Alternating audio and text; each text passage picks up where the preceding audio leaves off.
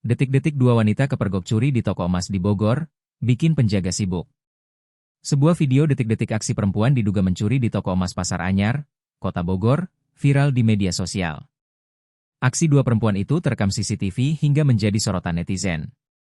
Dalam video tersebut, aksi penipuan ini dilakukan oleh dua orang perempuan dan disebutkan dalam narasi kejadian tersebut terjadi pada 28 Juni 2025 lalu. Mulanya terlihat dua perempuan datang dan pura-pura ingin membeli emas. Mereka seolah-olah mengecoh dan membuat sibuk pekerja toko untuk mencari emas pilihannya. Saat lengah, dua orang perempuan ini berhasil mencuri emas berupa gelang dan cincin. Toko emas disebut merugi hingga mencapai 18 juta.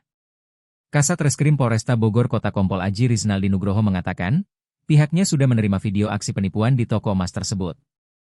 Aji melanjutkan, pihaknya juga menyelidiki keterkaitan sosok dua wanita dalam rekaman CCTV dengan kasus pengungkapan sebelumnya.